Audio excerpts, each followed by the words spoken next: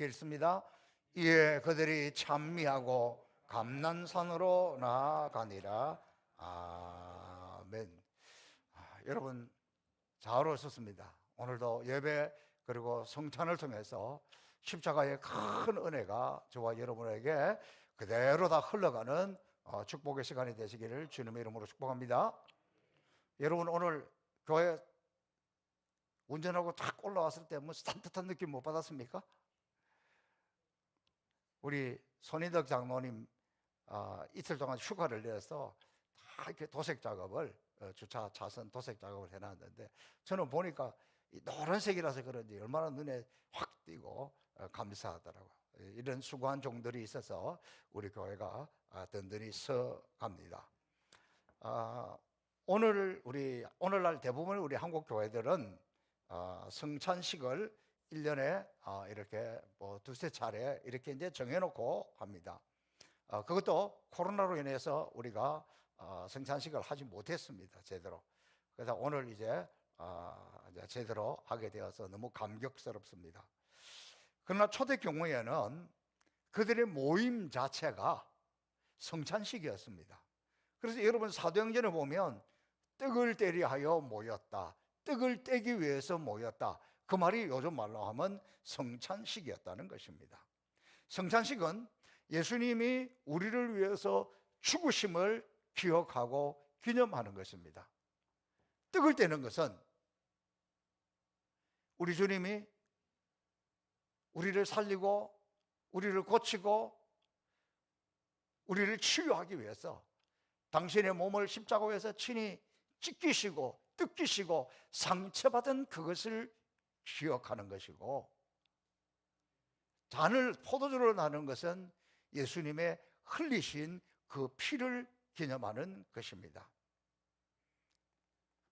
헨리 나우엔이라는 영성신학자가 나의 사랑하는 자요라는 책에서 그의 유대인 친구에게 편지를 쓰면서 성찬식이야말로 그리스도인들이 내가 누구인가, 그리스도인이 어떤 것인가, 그리스도인이 누구인가를 나타내는 가장 중요한 상징이라고 그랬습니다. 오늘 읽었던 우리 본문에 보면 예수님께서 십자가 지시기 전날 밤에 최후의 만찬 자리에서 제자들에게 떡을 떼어주는 장면, 이 장면에 보면 중요한 4개의 동사들이 나옵니다. 가지사, 축복하시고, 떼어 주셨다. 헨리 나우엔은 이 4개의 동사를 근거로 해서 그리스도인의 정체성을 선택받은 사람, 그 다음에 축복받은 사람, 또 상처받은 자, 그리고 나누어 주는 자라고 이렇게 해석을 합니다. 성찬식은 이런 우리 정체성, 내가 누구인가를 확인하는 시간입니다. 오늘 성찬을 받으면서 내가 그리스도의 피로, 그리스도의 몸으로 그렇게 구원받았고 그렇게 하나님의 자녀로 살아가고 있구나, 내가 선택받은 하나님의 사람이구나, 내가 복을 받은 하나님의 사람이구나. 그럼에도 불구하고 또 상처투성이 속에서 살아가고 상처투성이 속에서도 또 나누는 것이 우리 예수 믿는 사람들의 삶이라는 것을 가르쳐주고 있습니다. 자, 첫 번째, 나는 선택받은 사람이다. 우리가 사용할 수 있는 여러 가지 많은 떡, 오늘 예를 들면 우리는 카스테라로 합니다. 대한민국 얼마나 빵 공장이 많겠습니까? 빵 만드는 데가 얼마나 많겠습니까? 그 중에 제가 어느 집인지 모르겠습니다만 어느 한 집에서 누군가가 만드는 그것이 선택되어서 왔습니다. 오늘 대한민국의 많은 카스테라 중에서 이 빵이 최고 복받은 거예요. 이 귀한 성찬식에 선택을 받았으니까. 마찬가지입니다. 주님은 우리 인류를 위해서 창세전부터 십자가 지시기 위해서 선택되었고, 우리 역시도 마찬가지로 창세전부터 그리스도 안에서 선택되었다, 그렇게 에베소서에서는 말씀하고 있습니다. 그래서 이 선택은 전적인 그의 은혜입니다. 예수님께서 요단강에서 세례 요한에게 세례를 받고 물에서 올라오실 때 하늘 문이 열리면서 하늘에서 음성이 들려왔습니다. 여러분 기억하십니까? 마찬가지로 나를 선택하신 하나님 나에게 동일하게 말씀하시는 거예요. 너는 나의 사랑하는 자요 내 기뻐하는 자다. 우리가 천하보다 귀한데 그 중에서 하나님 우리를 특별히 선택하셔서 내가 너를 사랑한다. 너는 나의 기뻐하는 자다. 우리가 얼마나 존귀한 것인지 깨달아야 합니다. 여러분이 사탄, 마귀가 하는 가장 파괴적인 일이 뭐냐 그러면 우리의 자존감을, 우리의 존재감을 파괴하는 거예요. 사탄은 우리에게, 여러분 우리가 선한 일하고 좋은 일하고 좋은 때보다도 실수하고 넘어지고 약하고 어려움을 당하고 그런 때가 더 많아요.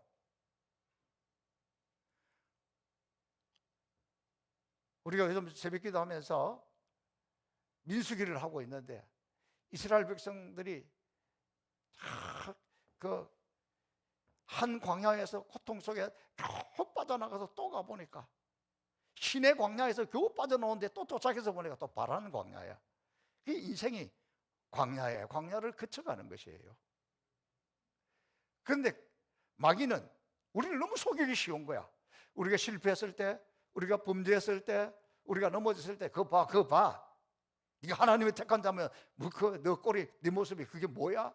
너는 저주받은 인생이야. 너는 실패한 인생이야. 끊임없이 우리 가운데 그렇게 이야기하는 거예요. 거기에 우리 넘어가면 안 됩니다. 늘 마귀는 우리에게 패배감을 주고 우리에게 열등감을 심어줍니다. 그러나 그렇지 않습니다. 우리는 하나님이 직접 선택한 하나님의 특별한 인물입니다. 조시 맥도웰이라는 사람이 비행기를 탔는데 그 비행기를 타니까 다 예쁜 여자 승무원이 이렇게 장미꽃을 이렇게 들고 웃고 있어서 축하합니다. 애인에게 받았습니까? 이렇게 물어보니까 아니에요. 그러니까. 그리고는 제 자신을 위해서 샀다 그러는 거예요. 자기 자신을 위해서 샀다 그러는 거예요. 그러니까 이 사람이 생각을 해보니까 참 이 여인도 보기는 아름다운데 참 불쌍한 인생이구나. 세상에 꽃 하나 사줄 사람이 없어서 자기가 자신을 위해서 꽃을 사들고 서 있나. 그래서 측은하더랍니다. 그래서 물어봤답니다. 무슨 그럴 만한 이유가 있습니까? 혹시 오늘 생일입니까? 그랬더니 아닙니다. 제가 살아있고 여기에 존재하고 오늘도 이 비행기에서 승객들을 만나서 이 아름다운 사람들을 섬기는 자로 내가 선택받아서 이렇게 서서 오늘 내가 섬길 자들이 올라올 것을 생각하니까, 그분들을 볼 것을 생각하니까 내가 너무 감사하고 내가 너무 기뻐서 제가 저에게 꽃을 이렇게 주었다는 것입니다. 사랑하는 성도 여러분, 우리는 우리 자신을 너무 비관합니다. 그게 다 겸손인 줄 알아요. 아이고 나 같은 것이 뭐. 그게 미덕이 아니에요. 적어도 하나님의 자녀라면, 세상을 이기려면, 원수 마귀를 이기려면 우리 가운데 이런 자존감이 있어야 돼요. 누가 뭐라고 하나님이 나를 선택하셔서 내가 하나님의 자녀야. 하나님이 나를 얼마나 사랑하시는데, 하나님이 나를 얼마나 기뻐하시는데. 비행기 승무원 이 여인이 꽃을 하나 써서 자기 자신의 그 자존감과 그 감사를 표현했다면 저는 오늘 여러분에게 이렇게 권하고 싶습니다. 이래봬도 여러분이 하나님의 자녀입니다. 하나님의 선택받은 사람입니다. 오늘 점심 맛있는 데 가서 사 드세요. 오늘 사주지는 못해도 저는 오늘 점심 약속돼 있어요. 그러나 가족들끼리 그래, 아니 이렇게 어렵고 힘든 세상 속에서 우리가 하나님의 자녀고 또 행복에서 성복의 교인인데 오늘은 우리 위해서 맛있는 거 한번 먹자. 돈 드니까 아멘도 안 하네. 뭘 드시려고 그래. 오늘 한번 그렇게 하세요. 내가 하나님의 자녀인데 얼마나 멋지잖아요. 딱 차려입고 교회까지 나왔는데. 이런 자존감이야. 원수 마귀는, 사탄은 너 그래 봤자 너 인생 너 별 볼 일 없어. 뭐 존재감도 없는데 뭘 그렇게 폼 잡으려고 그래. 교회 가던 너 누구 알아주지도 않아. 이거 끊임없이 사단은 우리에게 패배감을 심어주고 성령은 우리에게 하나님의 선택된 자로서의 자존감을 심어주는 거예요. 오늘 성찬을 받으면서 그래, 예수님이 나 때문에 이렇게 몸을 찢겨셨고 이렇게 피를 흘렸었지. 하나님이 나를 사랑하셔서 이 예수님을 보내어주셔서 이렇게 하셨지. 우리가 얼마나 큰 대가를 치르고 이렇게 하나님의 선택된 자녀로 살아갑니까? 오늘 성찬을 받으면서 이 선택된 자존감을 회복할 수 있기를 축복합니다. 그 다음에 이 두 번째 단어는 축복입니다. 예수께서 떡과 잔을 가지신 후에 바로 축복을 하셨습니다. 주께서 저와 여러분을 하나님의 자녀로 선택하신 후, 창세기에 보면 남자와 여자로 만드신 후, 우리 인간을 만든 후에 제일 먼저 한 것이 뭐냐? 하나님이 그들에게 복을 주시며 하나님이 그들에게 이르시되 생육하고 번성하여 땅에 충만하라, 땅을 정복하라, 축복해 주었습니다. 여러분, 유대인들의 그 전통적인 아이들, 어린아이 교육에 있어서 가장 중요한 것은 축복입니다. 제일 먼저 태어나면 그 아이를 축복합니다. 그리고 그 아이의 첫돌이죠, 생일은, 그 생일 행사의 가장 결정은 축복의 메시지를 주는 겁니다. 우리도 다음 주일에 이제 아직 100일도 안 된 아이가 이제 교회에 올 거예요. 그러면 그 아이를 제가 안고 축복해 주는 것. 아이는 기억하지 못해도 부모는, 할머니, 할아버지는 그 아이가 클 때마다 이야기해 줘야 돼요. 어떻게? 너 태어나서 처음 교회 갈 때 목사님이 너를 안고 축복해 주었다. 저는 우리 아이들에게 어릴 때부터 목사님의 축복 기도를, 제가 목사지만 제가 섬기고 있는 담임 목사님, 또 심지어 한국교회 그 유명한 한경직 목사님에게까지 가서 축복 기도를 받았어요. 제가 일부러 간 건 아니고 그 기회가 돼서 그 축복을 받았습니다. 하나님의 축복이 주의 종을 통해서 주어진 것이 결코 헛되지 않습니다. 바 맞춰봐, 바 미쳐봐, 이건 뭐냐 그러면 유대인들의 성인식입니다. 우리나라는 성인식을 클럽에 가서 술 먹고 춤추는 것으로 착각을 해요. 그게 아니에요. 바 미쳐봐, 이것은 성인식의 절정도 랍비와 부모, 이웃들이 함께 모여서 어른이 되었다는 것을 축복해 주는 거예요. 하나님 은혜다. 지금까지 너를 키워주신 하나님, 너 인생 이제부터 성인으로, 어린으로 이 땅에 살아갈 동안에 하나님 너를 축복해 주실 거다. 하나님 너와 함께 하기를 바란다. 부모는 아이가 학교에 입학할 때 축복합니다. 여행을 떠날 때도 축복합니다. 전쟁에 떠날 때도 축복합니다. 부모가 자기 인생이 다 끝나고 마지막 마무리할 때도 자녀들에게, 후손들에게 축복하는 것으로 마무리합니다. 우리 모두는 하나님의 축복 속에 태어났으며 축복을 누리고 살다가 축복을 남기고 가야 합니다. 이것이 성경적인 인생입니다. 끊임없이 축복하면 안 듣는 것 같아도 문득 생각나게 돼 있어요. 성령은 그런 역사를 하는 거예요. 제가 선교지를 열심히 다니고 또 열심히 다니다가도 힘들고 지칠 때 늘 그 생각이 납니다. 우리 할머니, 할아버지가 늘 축복을 하면서 오대양 6대주를 다니면서 복음을 전해라. 그 축복이 얼마나 저에게 격려가 되고 힘이 되고 용기가 되는지 모릅니다. 우리 어머니께서 그 어려운 시절에, 그 가난할 때 늘 저에게 이렇게 축복을 했습니다. 한강물이 말라도 내 주머니는 마르지 않을 것이야. 아멘. 여러분 아멘 좀 해주세요. 내가 잘 되는 게 싫으신가? 그렇게 했다니까. 그 부모의 축복, 조상들의 축복이 얼마나 아름답고 멋있는 것인지 모릅니다. 제가 우리 자녀들을 양육할 때도, 어제 제가 이 설교문을 쓰면서 보니까 제일 잘한 것이 있다면 축복하는 것이었어요. 제가 이 노르웨이로 이사 와서 학교가 다 멀리 있고 차도 안 다니고 그러니까 늘 아이들을 픽업해 줄 때에 항상 아침에 집에 나갈 때도, 차에서 내려갈 때도 이렇게 축복했습니다. God bless you. 애들도 me too. 우리가 그때부터 영어를 그렇게 잘했는지 모르겠어요. 제가 선교지에 가면 잘하는 영어가 있어요. 다른 건 다 몰라도 괜찮아요. 뭐 하고 God bless you 그러면 아멘 그래요. 야, 다른 거는 몰라도 제가 그 단어를 할 수 있다는 게 얼마나 축복인지 몰라요.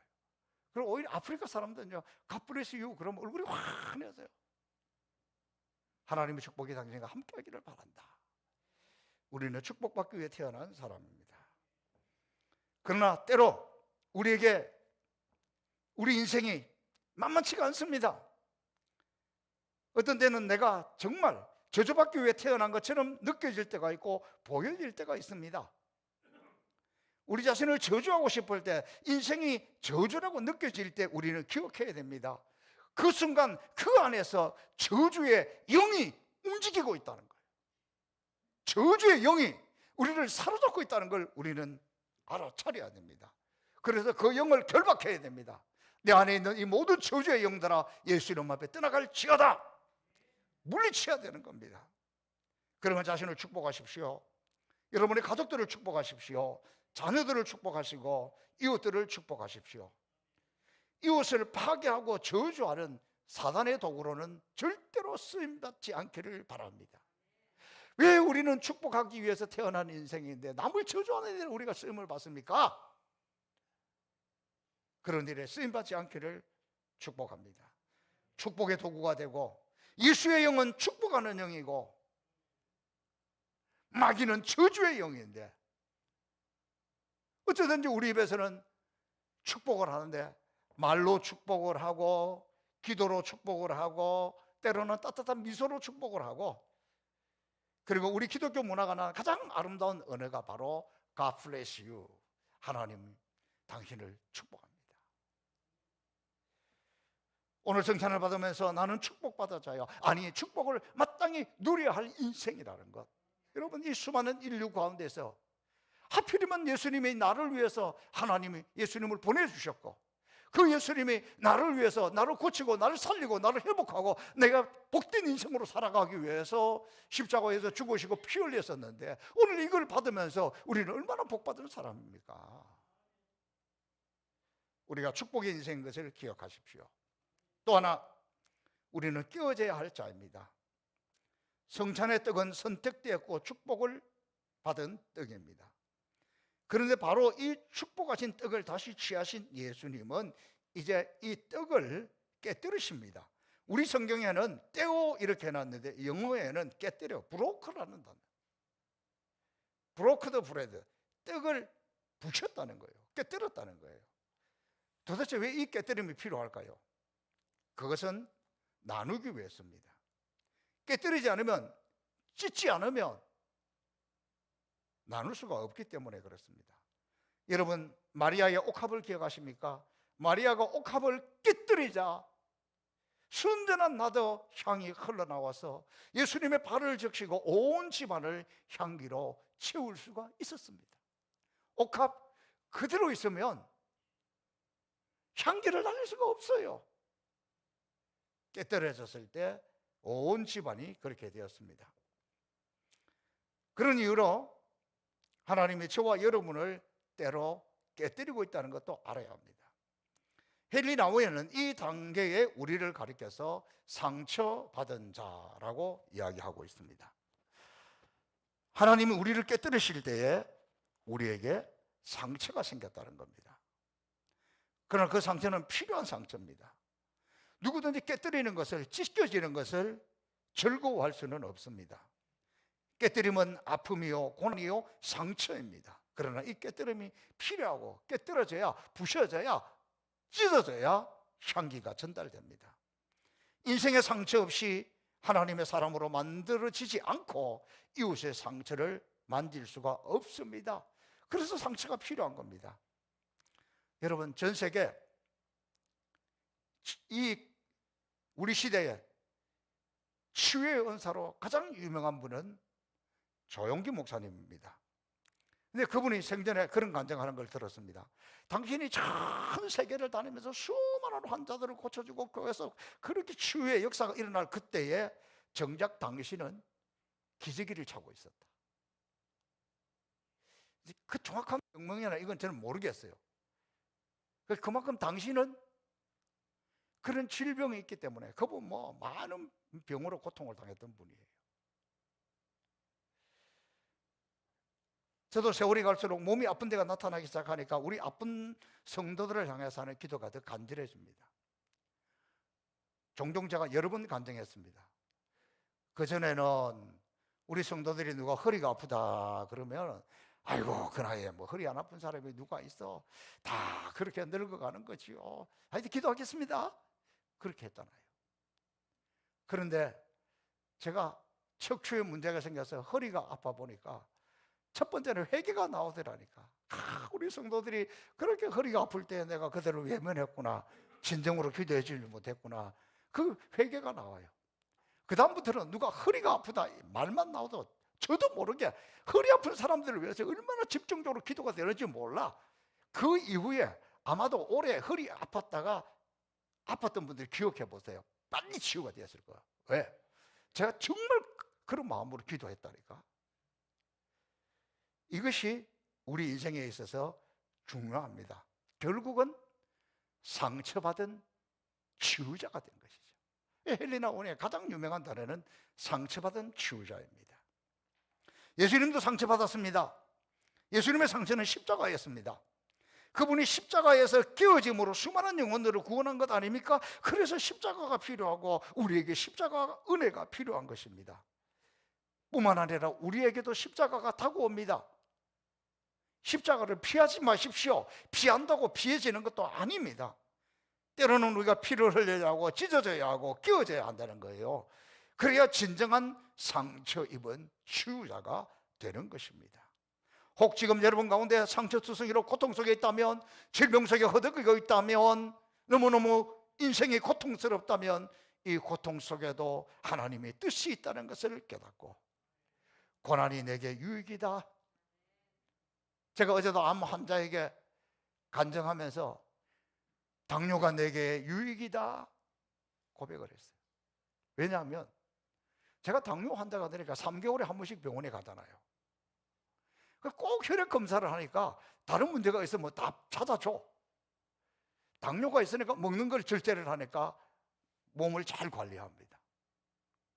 당뇨가 있으니까 하루에 15,000보씩 걷잖아요. 그래서 제 또래 목사님들 중에 왜 그렇게 당뇨 환자들이 많은지 모르겠어. 그때마다 제가 하는 이야기였습니다. 당뇨가 내게 유의라. 오늘 지금 여러분이 당한 고농, 여러분이 당한 고통, 여러분의 아픔, 질병, 그 고통에는 하나님의 뜻이 있습니다. 오늘 어떻게 하다가 비투성이가 되었습니까? 빈털터리가 되었습니까? 그것에도 하나님의 뜻이 있습니다. 하나님은 끼어진 우리를 끼어진 채로 내버려 주는 것이 아니라 그 상처로 인해서 우리가 다시 한번 치유자로 쓰기를 원하고 있습니다. 당신이 치유받은 상처 입은 치유자입니다. 마지막 이 성찬의 중요한 의미는 나누는 것입니다. 깨뜨리기만 한 것으로 끝나는 것이 아니라 나눕니다. 받아 먹으라, 이것이 내 몸이니라. 다시 말하면 그가 떡과 잔을 나누실 때에 단순히 떡 이렇게 포도주만 나눈 게 아니라 자신의 몸, 자신의 존재 자체를 나누어 준 겁니다. 그러므로 우리는 오늘 성탄을 통해서 그리스도의 찢겨진 그 살을, 그리고 피 흘리신 그 피를 받는 겁니다. 예수님은 요한복음 6장 53절에서 이렇게 말씀하셨습니다. 내가 진실로 진실로 너희에게 이르노니 인자의 살을 먹지 아니하고 인자의 피를 마시지 아니하면 너희 속에 생명이 없느니라. 생명이 없다는 겁니다. 이제 이 생명을 받은 우리는 이 생명을 나누어야 하는 것이 성찬입니다. 성찬의 가장 궁극적인 목적은 나눔을 실천하는 것입니다. 나누기 위해서 취하고 축복하고 깨뜨렸던 것입니다. 그렇습니다. 나눔이야말로 구원받은 그리스도인들의 삶의 실체입니다. 우리 그리스도인들이 세상과 뭐가 다르냐? 구원받은 우리가, 주님의 성찬을 받은 우리가 나눌 줄 알아야 이게 그리스도인이라는 거예요. 나눔이 있는 곳에 하나님이 함께 계시고, 나눔이 있는 곳에 사단은 역사할 수가 없습니다. 나눈다는 것은 물질만 의미하는 것이 아닙니다. 언제나 따뜻한 미소를, 관심을, 격려를, 그리고 적은 것이라도 나누어 줄 때, 우리나라에서 국민 엄마로 한때 절정의 인기를 누리고 있었던 우리 김혜자 권사님입니다. 그분은 그의 안락한 삶에 안주하지 않고 그가 아주 인기 절정에 있을 때 월드비전의 홍보대사로서 지금 아마 한 그 20년 소말리아, 인도, 루안다, 방글라데시 이런 빈민촌을 다니면서 나눔과 봉사를 합니다. 실천하고 있습니다. 근데 이 김혜자 권사가 쓴 유명한 책이 있습니다. 꽃으로도 때리지 말라. 이게 그 김혜자 권사 배우가 쓴 책입니다. 그는 거기에서 이렇게 이야기합니다. 나는 슬픔의 유일한 치료제는 나눔이며 이 사랑의 나눔이야말로 그 어떤 전쟁과 죽음보다도 더 강하다는 것을 믿는다.